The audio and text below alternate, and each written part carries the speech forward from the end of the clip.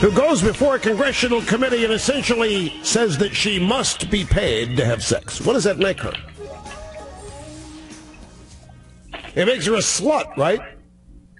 Makes her a prostitute. She wants to be paid to have sex. This is the mistake I made.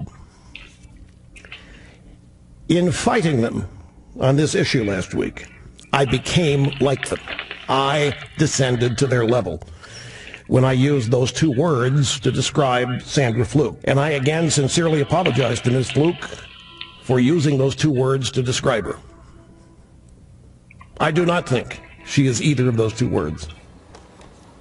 Conservative radio host Rush Limbaugh using some choice words about Sandra Fluke, a Georgetown law student and an activist who testified on behalf of the Obama mandate that would force employers to provide free contraceptives as part of their health care.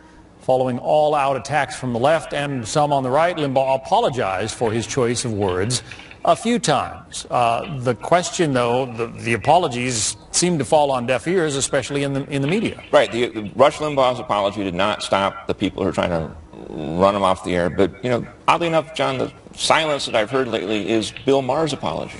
He said much worse things about a lot of different women and also children, and he hasn't apologized at all, and yet, strangely enough, the White House still has his $1 million in the bank account. He's a comedian. It's funny. It's funny to call women the C word. Don't you know? Okay. It's like, it's just side-splitting. Well, it just really cracks me Kirsten, up.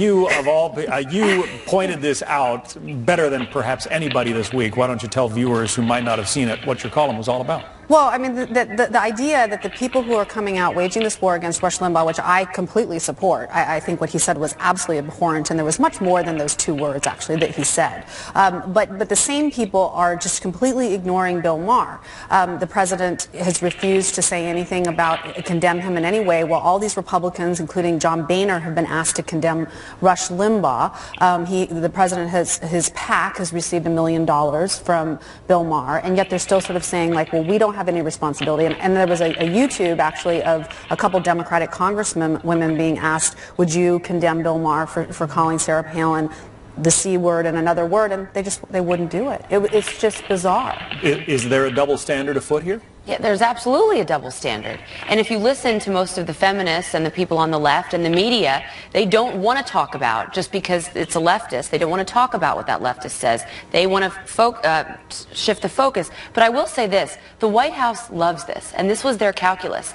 Their calculus was to distract from the issue at hand with the mandate, which was stepping on religious freedom, and to talk about birth control. And the media ate it up. And the media has helped fuel this thing, and I think that some on the right have taken the bait on it and let the media make them look like misogynists. Have they turned it into a discussion of misogyny and this war on women? Well, I think they have, because there is a war on women. It's either subtle or not, but it's there. And we have often complained on this show about what happened to Sarah Palin and Michelle Bachmann and other conservative women, the words that were used to describe them, and not just by liberals, you know, but by many, many people who should have known better.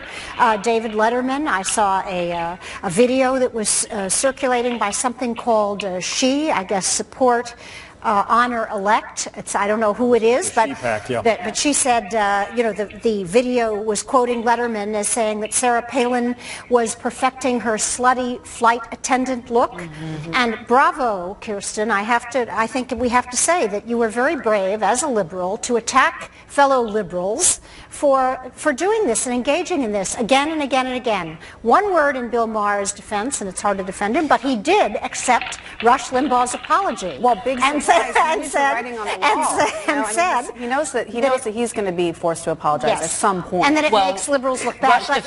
Rush defended Bill Maher back when he left his show Politically Incorrect and had made some comments. So they've had the history of sort of defending each other. They've had a history of saying we got a deal. We can trash women all we want, and we'll stand up for each other. Look, what we need is, I'm starting to think, and it's strange to say for a baby boomer to say this, a return to Victorian standards, where you just didn't say bad things about people. No. The president chastised Rush Limbaugh for his comments at that news conference that he held on Super Tuesday, but when Bill Maher writes him a big check, or writes his super PAC a big check, the president seems happy to take the money.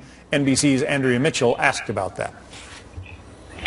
There's been a suggestion that you should return the $1 million contribution from Bill Mahar, that if liberals are going to go after Rush Limbaugh for the outrageous things that he said about Sandra Fluke, that you should return the contribution from Bill Mahar because of things that he has said about Sarah Palin. The notion that there is an equivalence between what a comedian has said over the course of his career and what the de facto leader of the Republican Party said to sexually degrade a woman who engaged in an important debate of our time is crazy.